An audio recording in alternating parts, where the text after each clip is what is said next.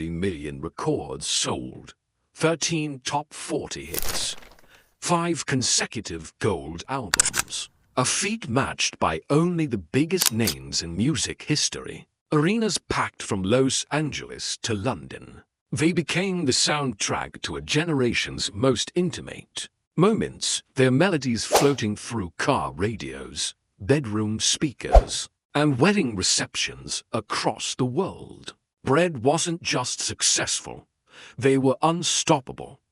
Then it all collapsed. All 11 of their chart hits written by the same man. While his partner simmered with resentment in the background, a truck accident destroyed their equipment hours before a sold-out show, and instead of replacing it, they walked away. A lawsuit so bitter that a judge ordered them to stop performing, stop recording, and stop collecting royalties. The legal battle dragged on for 6 years longer than the band had even been together. Members went years refusing to speak to each other.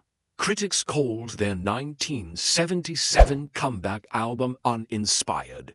Fans called it betrayal. James Griffin stood in the wings, watching David Gates perform the songs he believed should have been his. Every single, every hit, all Gates. Griffin's songs were relegated to B-sides, album tracks. The songs fans skipped. He wasn't just the guitarist, he was a co-founder, a co-owner, an Academy Award-winning songwriter. But to the world, Bread was David Gates. Money that should have been split for ways concentrated in one man's bank account. Songwriting credits that should have rotated became a monopoly. Recognition that should have been shared turned into solo spotlight. And when it finally exploded, Gates toured under the Bread name without Griffin, forcing a federal lawsuit just to prove they both owned it. The judge's ruling was devastating. Neither man could use the name Bread. Neither could perform. Neither could record. Neither could collect royalties on the music they'd created together. The order stood from 1978 to 1984, 6 years of silence, 6 years of legal bills, 6 years of watching their legacy gather dust while lawyers argued over who owned what. This is the story of how creative genius became a weapon. How a gentle agreement between friends, we'll split the singles equally, turned into a bitter lawsuit that destroyed everything they'd built. How 5 talented musicians created some of the most beautiful music of the 1970s, then watched their brotherhood fracture into legal depositions and bitter silence over what the name Bread even meant. But to understand the collapse, we have to go back to 1968, to Los Angeles, where none of this seemed remotely possible. Los Angeles, 1968. Making it in music wasn't about raw talent here. It was about connections, studio time, and knowing the right producers. This was a session musician's town, a recording industry hub in Southern California, where the difference between stardom and obscurity often came down to who answered the phone. When a producer needed a bassist at 2 a.m. David Gates already knew this world intimately. Born in Tulsa, Oklahoma in 1940, he'd been surrounded by music from birth. His father was a band director, his mother a piano teacher. By high school, Gates was proficient in piano, violin, bass, and guitar. He'd even played in a band with a young piano player named Claude Russell Bridges, who would later change his name to Leon Russell. In 1957, Gates's high school band, The Accents, backed Chuck Berry during a concert.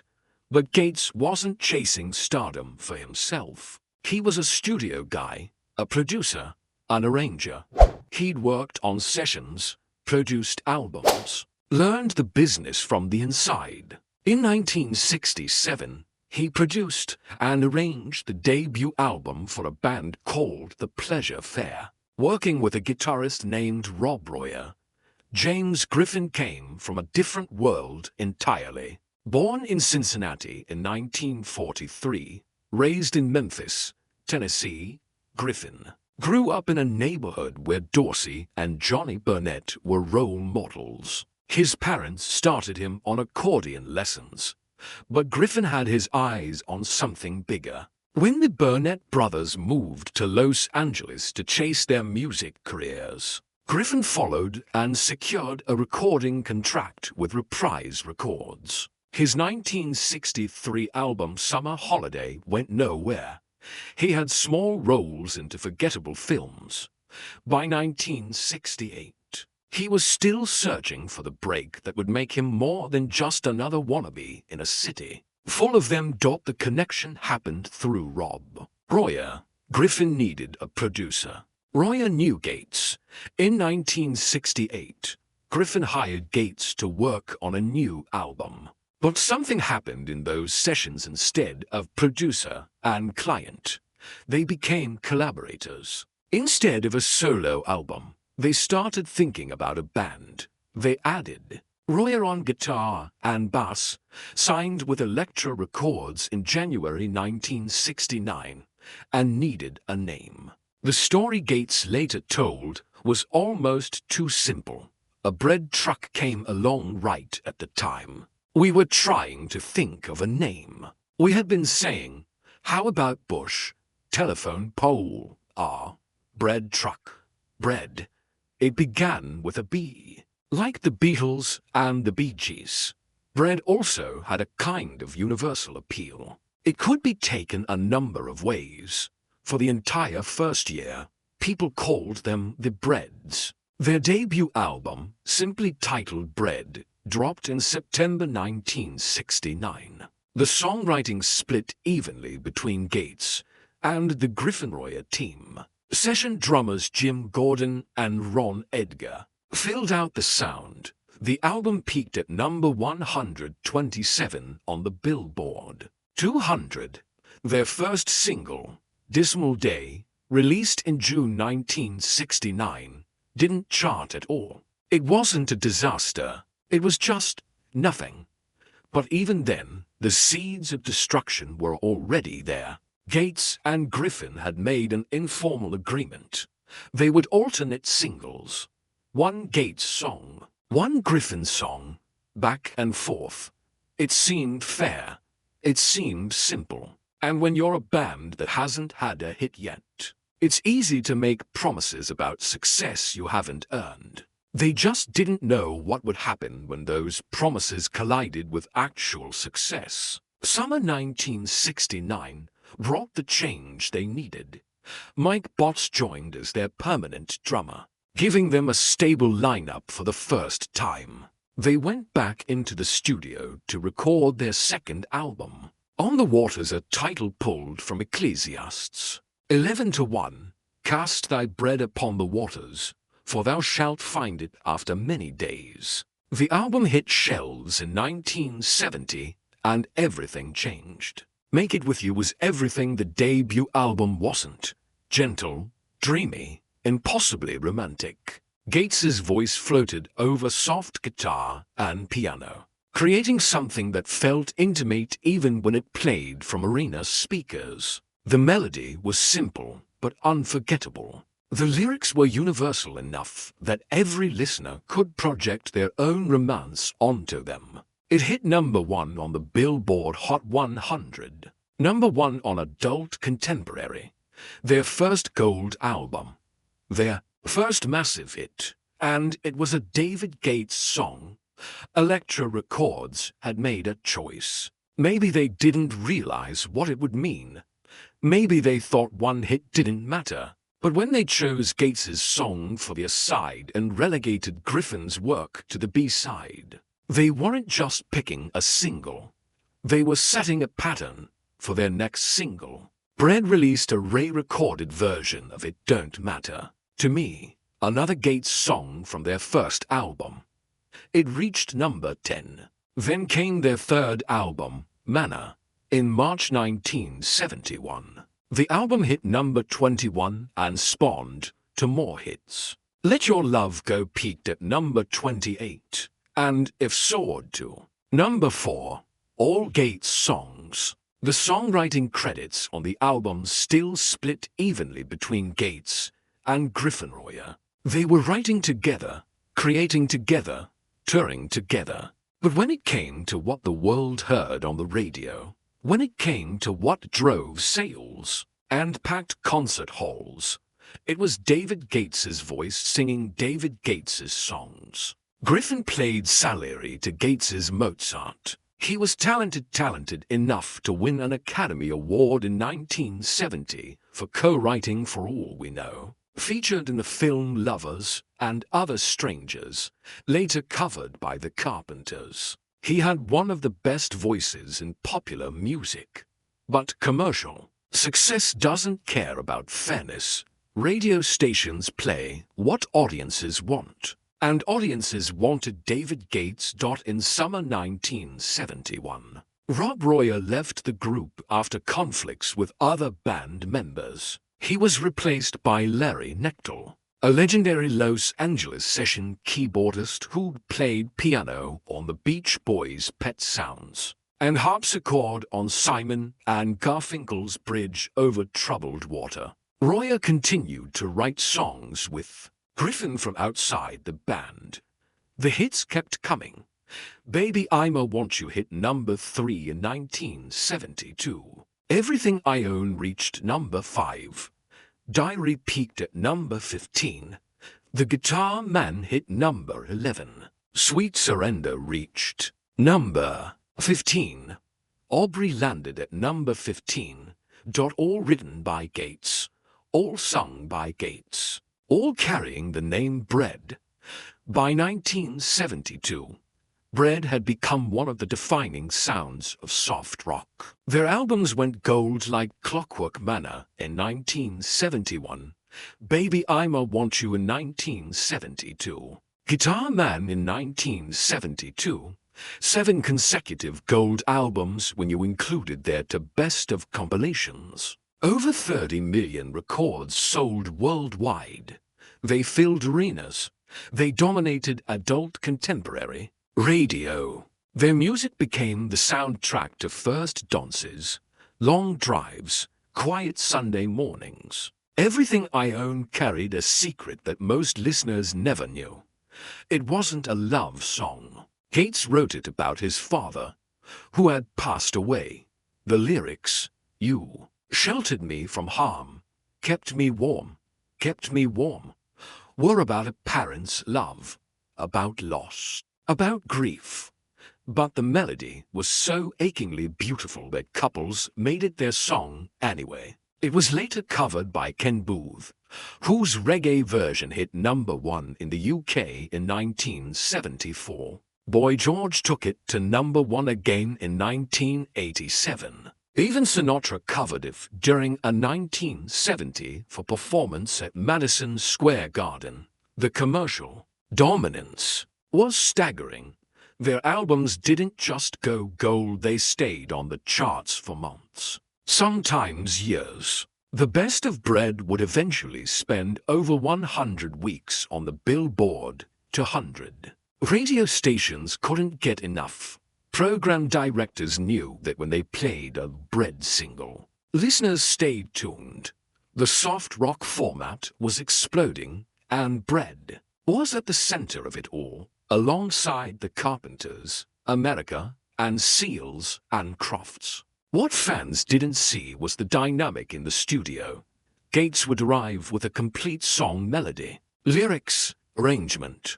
Griffin would bring songs too, equally polished, equally professional. But when Elektra's executives listened to the demos, they consistently picked Gates. It wasn't a conspiracy.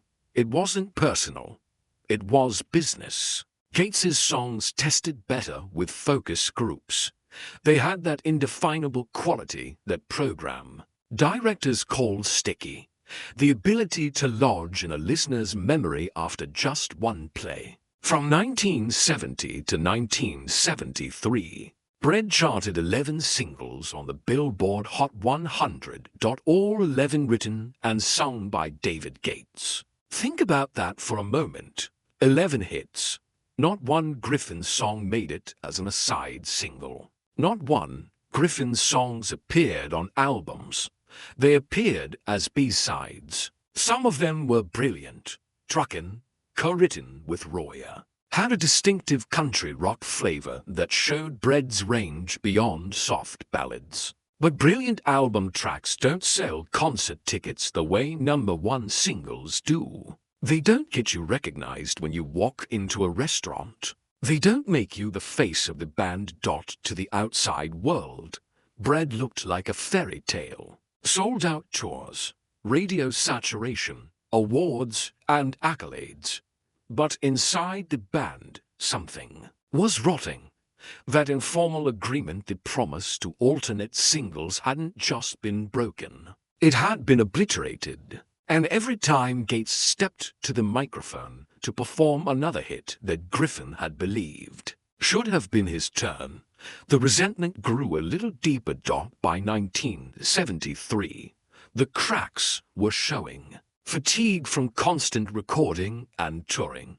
Personal relationships strained to the breaking point. Creative tensions that no amount of commercial success could smooth over. Griffin felt sidelined in his own band. Gates felt like he was carrying the entire commercial weight of the group on his shoulders. They started planning a 6th album, but the songs didn't come together. The chemistry that had produced 5 gold albums in 3 years was gone. They were going through the motions. Then came June 1973. They were scheduled to play at the Salt Palace in Salt Lake City, a routine show, another stop on another tour. But their equipment truck was in an accident. Everything destroyed. Instruments, amps, mixing boards, all of it gone. The accident happened at exactly the wrong time. Tensions were already at a breaking point. The planned 6th album wasn't coming together. Sessions that should have been creative were becoming confrontational. Griffin felt like he was fighting for scraps in his own band. Gates felt like he was being blamed for his own talent. Bots and Nectal were caught in the middle, trying to keep the peace while watching their bandmates drift further apart every day. For most bands, that would be a setback. You rent equipment, you reschedule, you keep going. Bread looked at the destroyed equipment and saw an exit. It wasn't discussed in a band meeting. There was no formal vote. But when they stood looking at the wreckage of their gear, everyone understood. This was the end. The truck accident was the excuse, not the reason. The real destruction had happened months earlier, in recording studios and hotel rooms and tour buses. Every time the unspoken resentments grew a little deeper. On May 19, 1973, they played their last show at the Salt Palace. Then they called it quits. No dramatic announcement, no farewell tour. They just stopped. The Best of Bread compilation, released in March 1973, hit #2 on the Billboard 200 and stayed on the charts for over 2 years. The irony was brutal. Their compilation of hits was more successful than most of their studio albums. The music was still beloved. Fans still wanted more. But the band that created it couldn't stand to be in the same room together. Gates and Griffin went their separate ways. Gates released his solo album first in 1973. Griffin put out Breaking Up Is Easy on Polydor Records. Credited to James Griffin and Co., neither set the charts on fire. The magic they'd created together didn't translate to solo careers. The story should have ended there. A successful band burns out. Members go solo. Everyone moves on. But the story wasn't over. 1976. Elektra Records wanted another Bread album, not Suggestions. Not maybe you should consider it. They wanted it. And Gates and Griffin, whose solo careers hadn't exactly set the world ablaze, agreed to set their differences aside. Gates, Griffin, Bots, and Nectal returned to the studio. Lost Without Your Love released in January 1977, the title track, another Gates composition, hit number 9, their last top 10 hit. The album reached number 26 and went gold. Bread's 7th consecutive gold album. They even toured in spring 1977 to support the album. For a brief moment, it seemed like maybe they could make it work. Maybe the success would be enough to overcome their resentments. Maybe they'd grown past the jealousies that tore them apart the first time.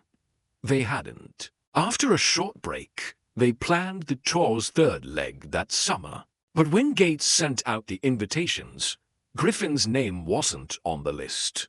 The rising tensions between them had reached a breaking point, and Gates decided to continue without him.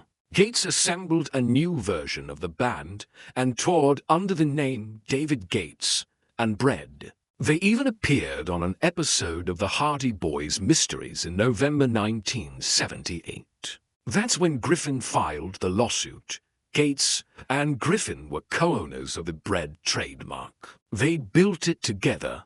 They owned it equally. But when Gates tried to tour without Griffin using that name, it crossed a legal line. Griffin sued. Not for money, for the name, for recognition, for the right to be acknowledged as an equal partner in something they'd created together. The judge's ruling was devastating for everyone. Neither Gates nor Griffin could use the name Bread. Neither could perform as Bread.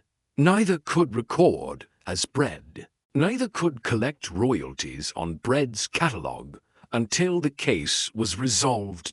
By late 1978, the Bread moniker was officially retired. Gates continued touring as David Gates and his band. The name they'd chosen on a whim behind a Wonder Bread truck was now locked in legal limbo. Mike Botts later recalled, "We all got slapped with suits claiming we were conspiring to stifle Griffin's career. The accusation stung because it wasn't entirely wrong. Gates had formed a touring version of Bread without Griffin. He'd used the name they built together to sell tickets and albums.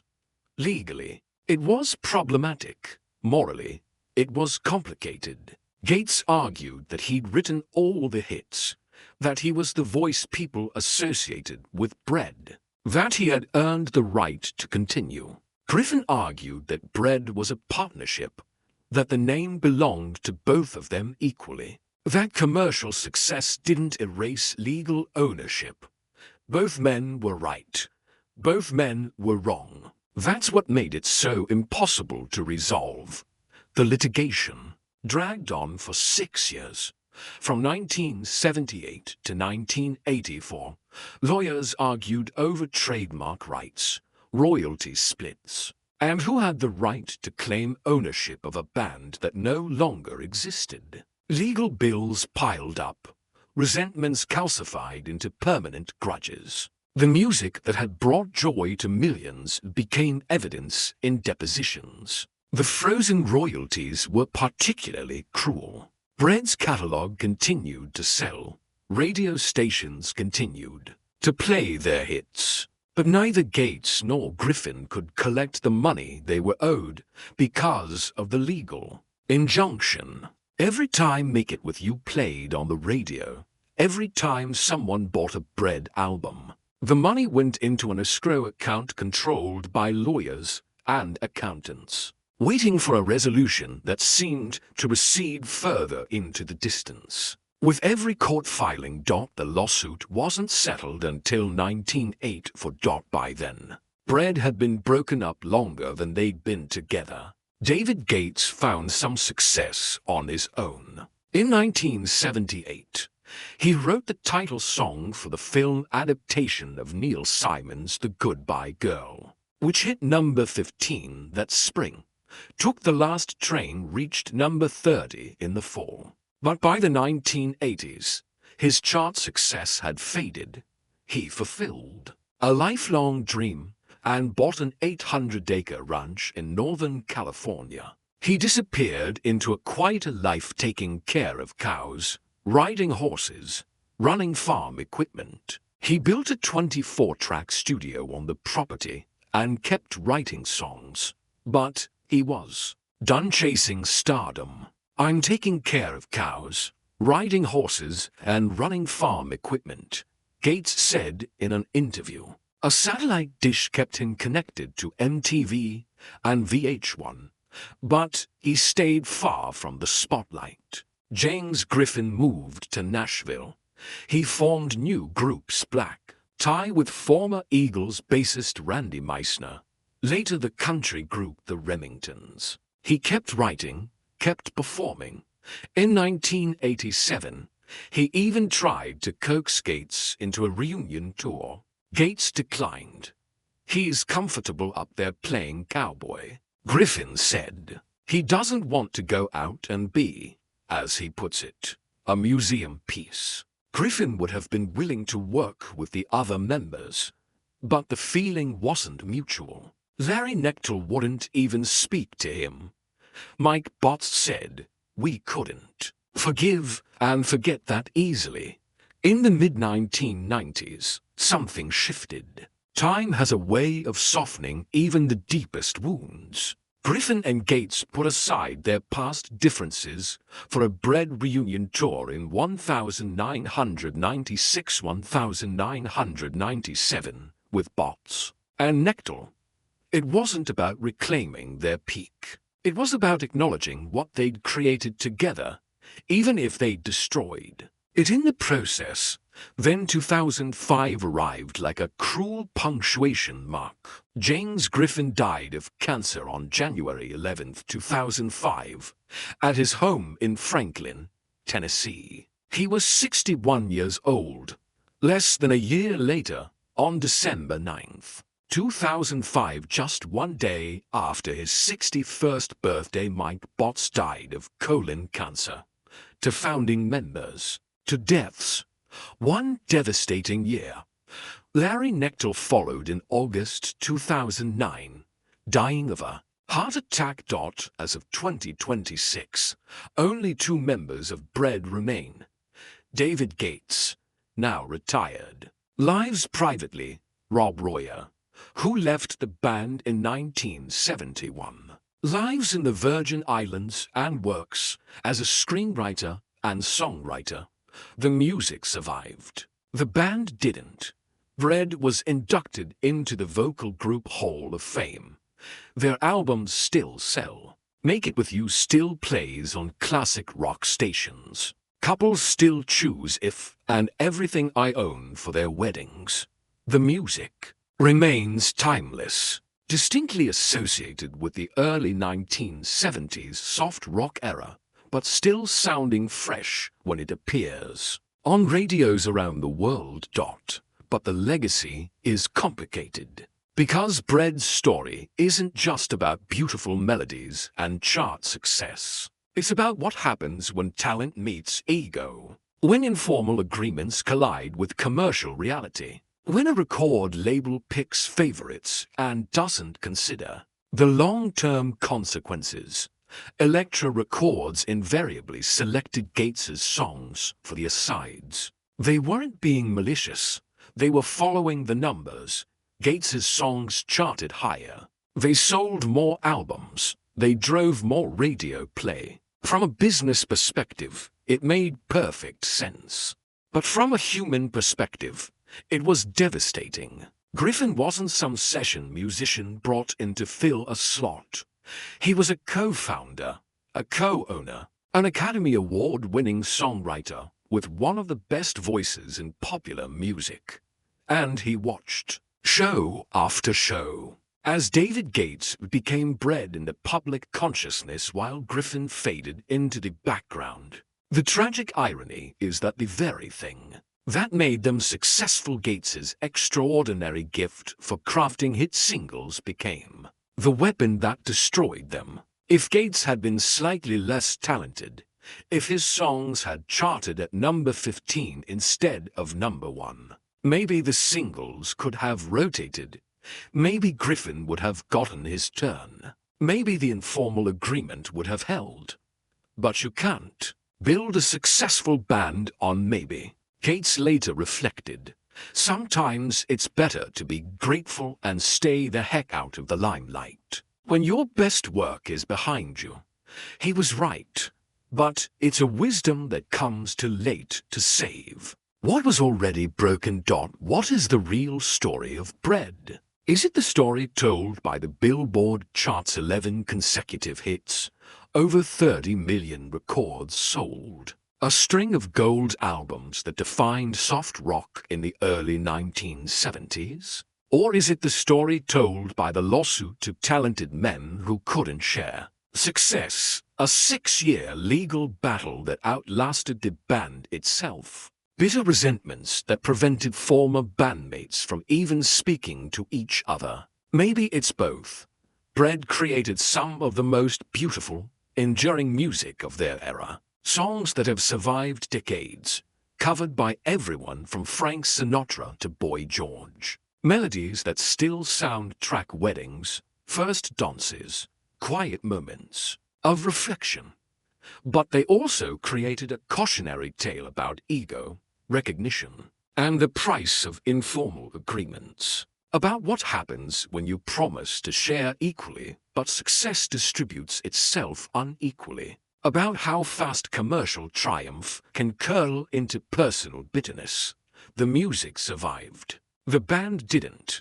And in the end, maybe that's the most honest epitaph for Bread. They created something beautiful and lasting, then destroyed the very thing that made it possible. The songs remain, the brotherhood shattered. And somewhere on an 800-acre ranch in Northern California, David Gates tends his cattle, writes his songs, and keeps the satellites pointed skyward close enough to hear the music that made him famous, far enough away to avoid becoming that museum piece he never wanted to be. Was David Gates right to accept Elektra's decision to make his songs the singles, knowing it violated the informal agreement with Griffin? Should a record label's commercial interests override a band's internal agreements about fairness? Could Bread have survived if they'd put the songwriting agreement in writing from the beginning? Which Bread song means the most to you? And does knowing the story behind their breakup change how you hear it? Was James Griffin justified in filing the lawsuit? Or should he have let Gates tour under the Bread name? In the battle between commercial success and personal fairness, which should win and at what cost?